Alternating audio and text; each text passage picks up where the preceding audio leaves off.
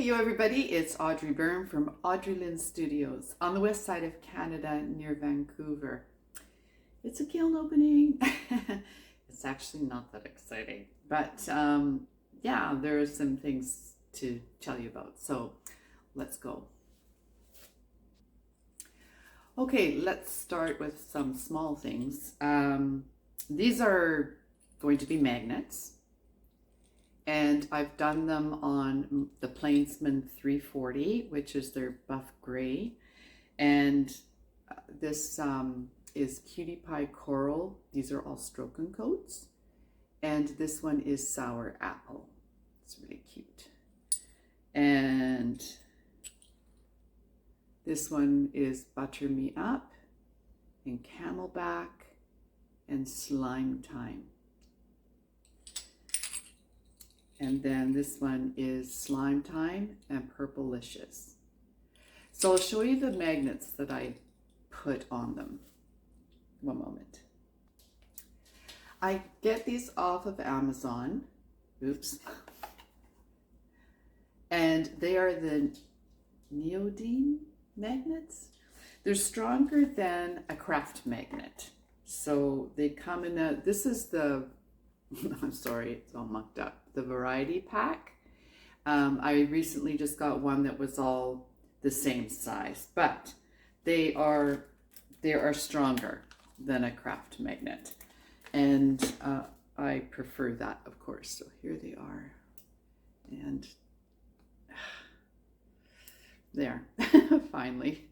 Anyway, so I just glue them on with epoxy.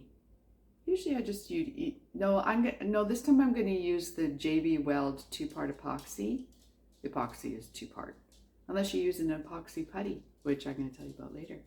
But anyway, yeah, epoxy.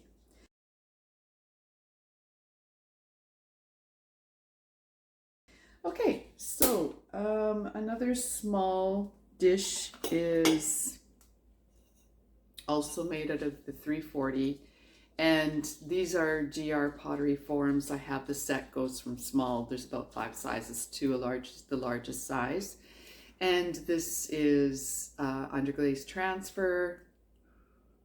I can't remember, I bought it so long ago, but it's, you know, from one of the Sambao, or what's the Canadian one? Ceramica. Anyway, and then on there I have 50-50 mixing clear and wasabi. So it's just a faint green. Yeah, turned out nice.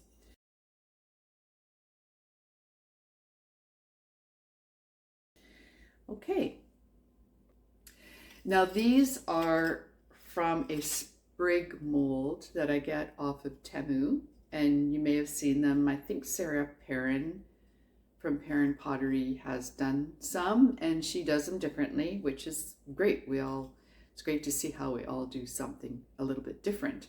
So this one is on the edge. I put the manganese wash and then wipe it back, and then it's 2 times honey flux and 1 times river birch. Nope, 1 times honey flux, 1 time river birch.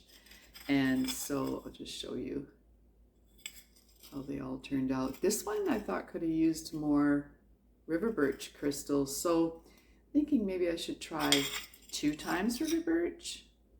Anyway, they're nice. Oh, and I wanted to show you the backing. One moment. Yeah, so I used this CORK backing. I got them on Amazon, and you just peel off that sticker bit and you put it on the back, so it's a table protector and it fits perfect. I use these for other things too, like I can't remember, but anyway. Yeah, so it works out great.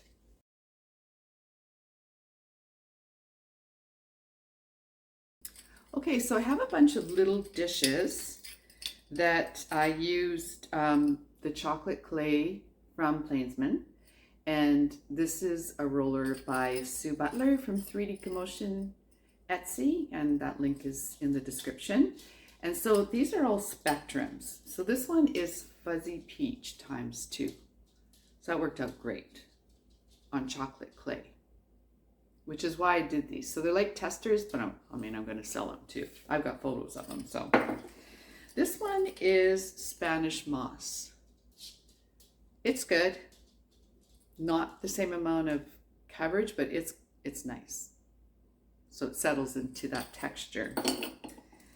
This one is, I believe, Sunrise. So that's beautiful. And this one is Floating Turquoise. Very subtle. You see that? It's like it just gets sucked up by the clay or something. So maybe not the best choice. This one is Shallot. Looks awesome. And this one is Papaya. And it looks awesome too. And so this is another roller by Sue. Yeah, I like them.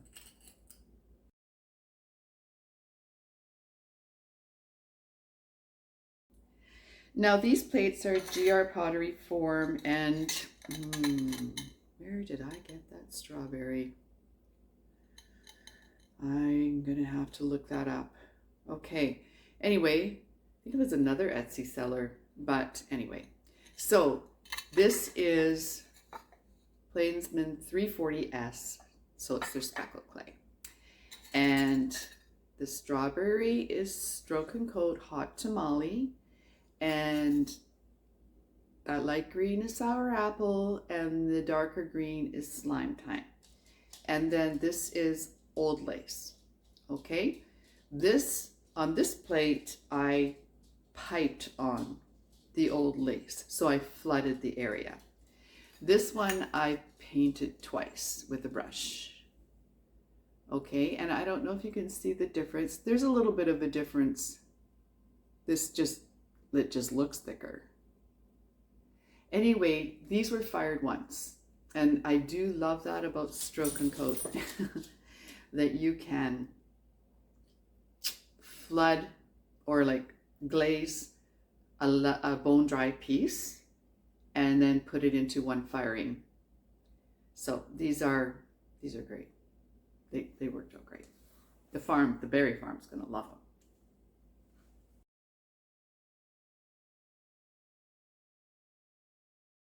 Okay, so going back to the chocolate clay, I threw this with the coffee by Plainsman, and these are spectrums. So it was Fuzzy Peach, Sunrise, and Papaya. And then I just put like just a wee little bit of Fuzzy Peach back on there. I think you can see it. The inside was just Fuzzy Peach. Yeah, it doesn't look that awesome, but anyway, the outside looks awesome. So yeah, nice coverage on that dark clay.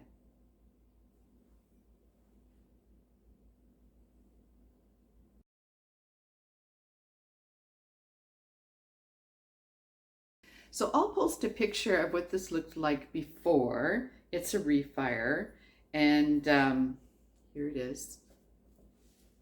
You can see there. Maybe if I'm just trying to get the glare off for you. So, let me go get the recipe. Okay, so the original was, number 1 was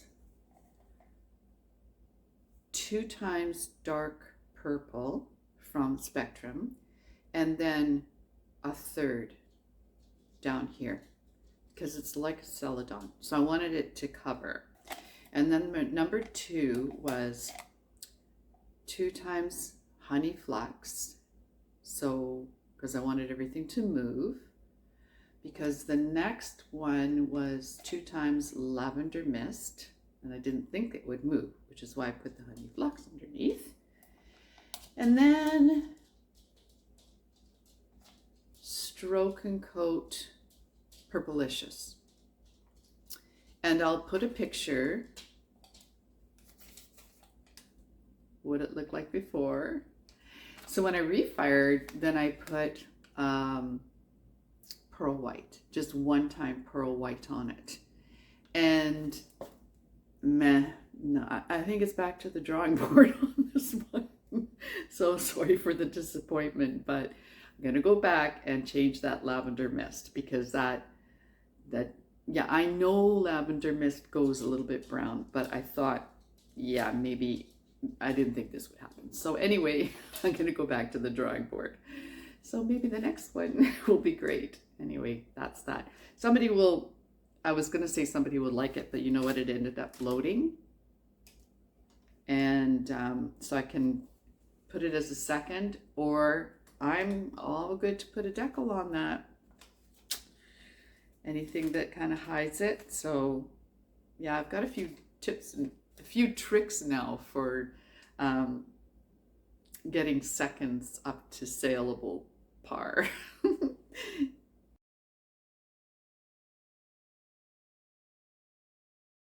Okay, this mug was destined for doom from the get-go. I totally, it's 370 white stoneware, and I totally trimmed it too thin. So I thought, oh, well, okay, I'll just dimple in these and put little bunnies there. So, fine. And I bisked it to 04 like I usually do. Then I put Honey Flex once. Yeah, well, I meant to put Flex Blossom. So I did the one-time Honey Flex and then one-time Flex Blossom. And then I did 2 times Coyote's Pink Ice. And just to see what would happen, and yeah, nothing happened. All right, and then here I put, what's the one that is close to Pink Ice? It's a Spectrum. Just a sec. Okay, let's quickly go back for a second. First, I painted the bunnies Coyote Rhubarb, and then I waxed right there too, okay? So then the one-time Honey Flex, the one-time Flex Blossom, the 2 times Pink Ice. And then this is Spectrum Sunrise ×2, because it would match the rhubarb the best out of the Spectrum floatings. And yeah, I mean, it's cute. For sure it's cute. But you know, it's got a big massive crack in the bottom. It was just doomed. Anyway, I'll use it because it didn't go through. So, no problem.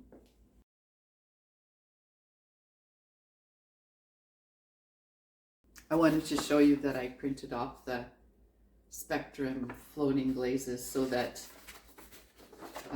you can kind of match up if you want, you know. So, there you go. Now this one is also a refire, and it's the chocolate clay, and I did 2 times Mako's white envelope and on the inside, and then 2 times Holly Green by Spectrum, and 2 times Textured Kiwi by Spectrum. I love this combination. It is so beautiful. But at my last kiln unload, there were some little white bumps. Here they are. So I thought maybe it's because I fired it too hot, because I'll use like, I'll use a slow cool program up to 2200. And this time I used a slow cool program up to 2185, thinking maybe it could heal over something. So it didn't heal over. I mean, the damage was done. But I did put seaweed on here. And anyway, it's a beautiful cup, right? So I'll try it again with the 2 envelope, 2 holly, 2 kiwi, and do it in a 2185 firing and see if that'll help. So anyway, it's a pretty combo. I have a bowl here too. You would have seen this one last time too. And it had all sorts of bumps too, like here. But what I did was sand them off a little bit and then, you know, put the seaweed, which you can see the seaweed a little bit on the edge. Anyway, it healed it a bit, but not enough. So, and the cracks came back.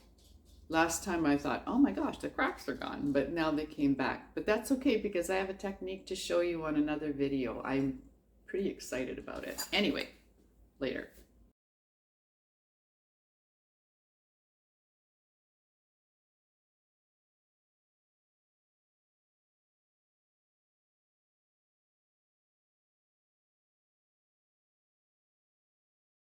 I have a couple of porcelain pieces. I didn't, you would have seen the other one on the previous kiln opening, and I put a candle in it and you can see it glow. Porcelain is just so lovely when it comes to the glow.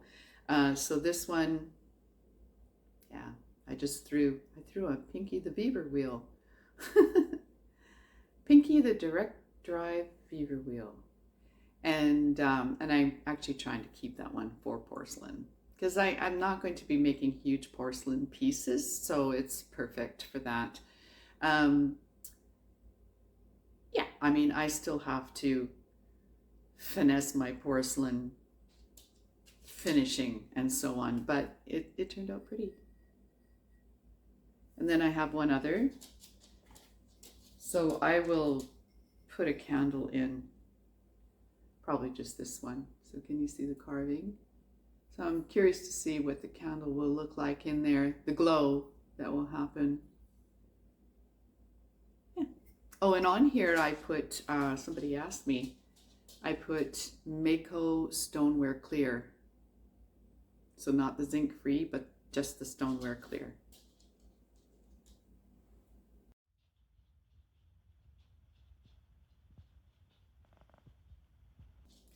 I did a tester that came out of my last kiln unload, and it was this.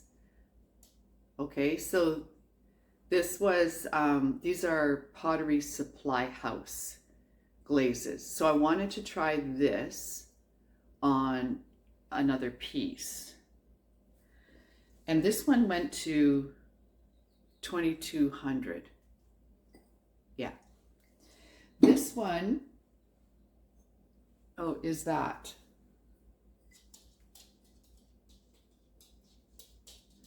This is, now I'm not sure if that's because this is the 2,185 and this is the 2,200, but they're the same glaze combo. So this is 3 times, next time maybe 4, try to keep putting pottery in front of my face, is Pottery Supply House red wine. Of course I pull out the red onion. Anyway, shoot.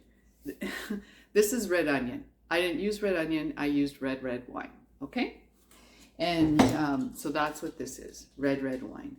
And then this is their ferric fervor. So, oh, for crying out loud, Audrey. This is red wine, Pottery Supply House.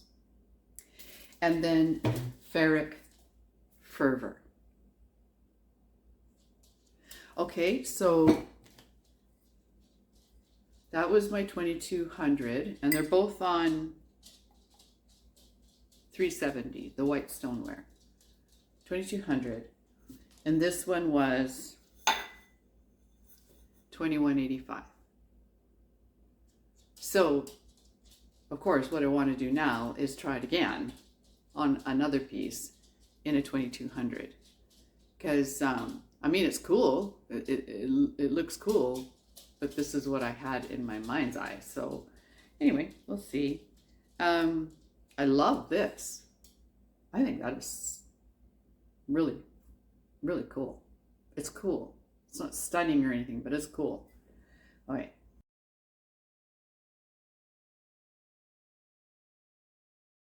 Okay, I had a straggler. And I thought, okay, now I have time, so I'll put some color on this one. So what I did was, this is Spectrum's Glacier, and it's really pretty. I'm not sure if you're catching it, but it's blue, but it goes kind of a little bit greeny turquoise in there. And then I used coyote rhubarb in the ears and the inside of the ear, and snow on the head. And then I waxed around here and waxed all around here and put rhubarb on there because my rhubarb is rather thin. There's no way I would have kept that where it needed to be, so that's what I did. And yeah, snow, so yeah, turned out cute. It's nice coloring. Anyway, for next Easter.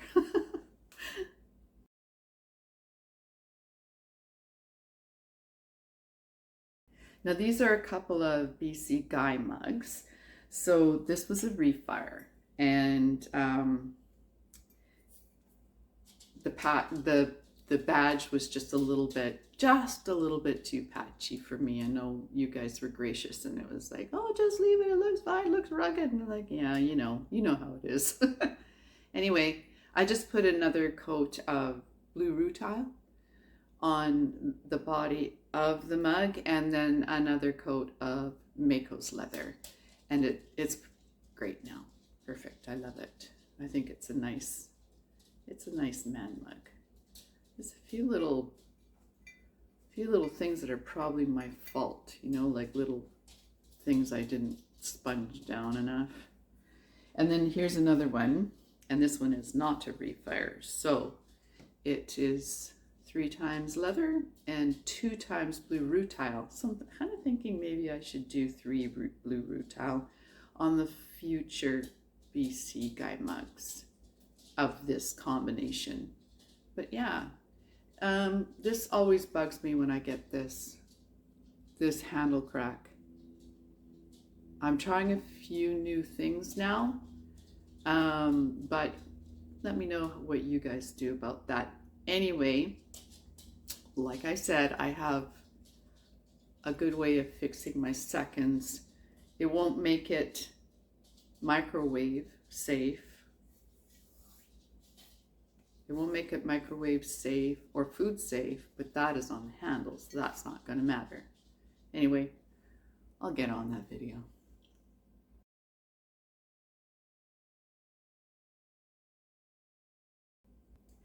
Okay, this is a tester for a commission mug I made, and I did a tutorial on making this mug, which I'll link.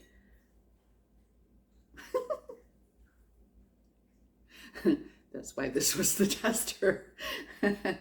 But this is going to be a great one to show you the technique. Anyway, so what I did here was it's just 2 times birch, 2 times blue rutile, and then this is Coyote's underglaze, really red. And then I put a little bit of Amico's chocolate brown in it to take it down a notch, but it's not quite down a notch enough for me. Just a little bit more would be good. So, and then the dots were just like white underglaze. I can't remember. It could have been Duncan. Yeah, it's just white underglaze. So this is going to be how I will glaze the good mug. This was just the tester one. So again, another mug for me. Yeah.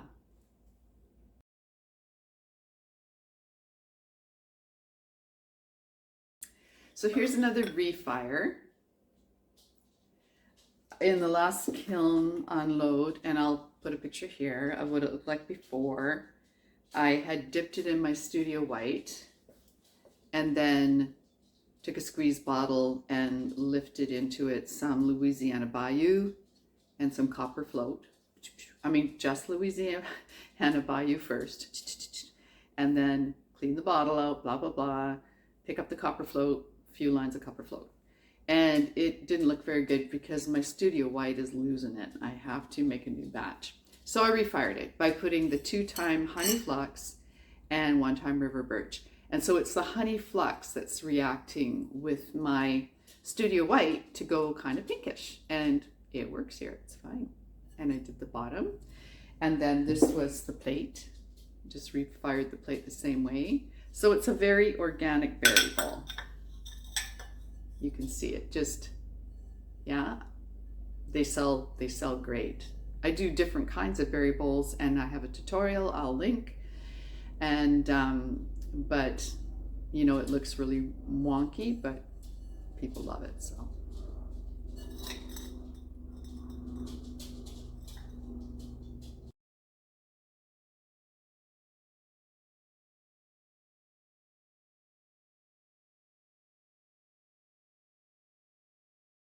okay, two more pieces. So this mug is hand built, and it is done on 340 clay, the buff gray by Plainsman. And the roller is by Sue Butler. And then I did 2 times Amico Rainforest. So yeah, C49 Rainforest. Beautiful color. Could have done, I guess I could have done 3, but I think it looks fine. And then overlapping, I used Pottery Supply House Pumpernickel. So that's this one. And I'm actually really loving this glaze. This is a nice glaze. And yeah, then I put a little bit of light flux here and there, so I don't know if you can see it, but there's some purpley things happening in there too. I think it's from the light flux, because the pumpernickel, I believe, I don't know, maybe here, it's like green and turquoise. It's very lovely. I love it. So this mug, I just did a tutorial how to hand build it, and I'll put that link down below. I just put this one out, so yeah, I like it.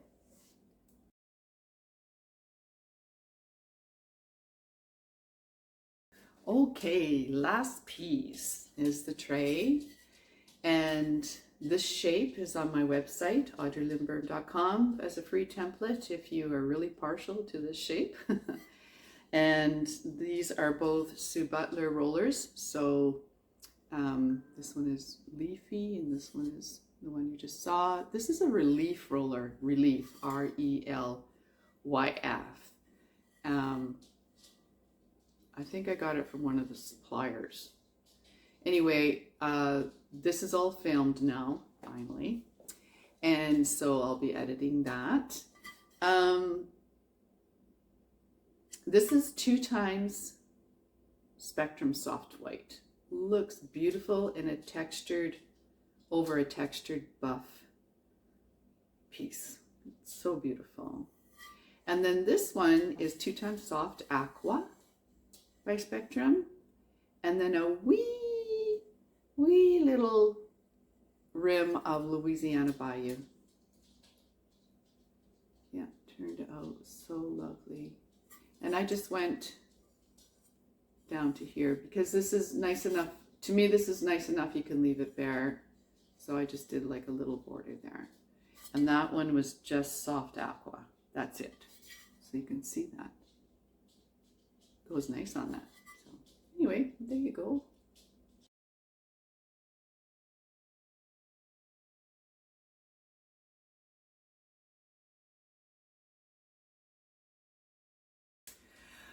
Okay, there you have it. So not spectacular or anything, but there are some things to learn. I thought, so I thought, oh, well, I'll film it anyway.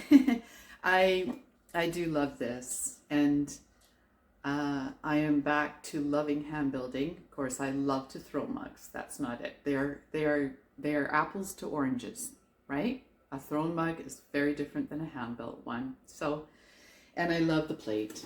These just keep selling, and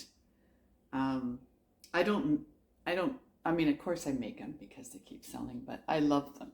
I think they're so pretty, and I usually end up glazing them different ways, but I have to say this is my favorite way with the soft white. So I like and subscribe and comment and share and all that stuff. It really helps my channel, and I truly appreciate it. Okay, so I am kind of saying it every time now that I will be going to the UK. And on June the 7th, I will be at Gladstone Pottery Museum and Middleport Pottery. And that's in Stoke-on-Trent. And my Instagram buddy from Stoke-on-Trent, Sarah, and I will put her Instagram handle in the description. Has been so kind. She checked into Middleport to make sure that it was actually a free day that day to see the bottle kilns. And it is because it's an artisan market day, and I'm like excited, right? And then she has her stuff in a place across the street from Middleport. So I'll be going into that place and looking at Sarah's stuff. And then we'll be down at Gladstone Museum. So if you are in the area and you want to join, please you can comment here, of course, but go to my website and just let me know. I am going to be posting my itinerary because after that I'll be going down to traveling south towards the Cotswolds and hopefully seeing Jeanette. It's looking promising at Far Forest, and then going down through the Cotswolds and meeting up with a subscriber of mine in Bath, and that's Lynn. She's just been so kind. I was trying to figure out how I was going to get to her place, and she's like, why don't I just meet you in Bath? And I'm like, oh man, you are the best. Okay. So I will post my itinerary on my website soon, so that if you could catch me anywhere, that would be so awesome to meet you, of course. But anyway, I'm so excited. I'm so excited to see the pottery stuff, right? Anyway, yeah, so thanks for joining me, and we'll talk more on that later, and see you in the next video. Peace out.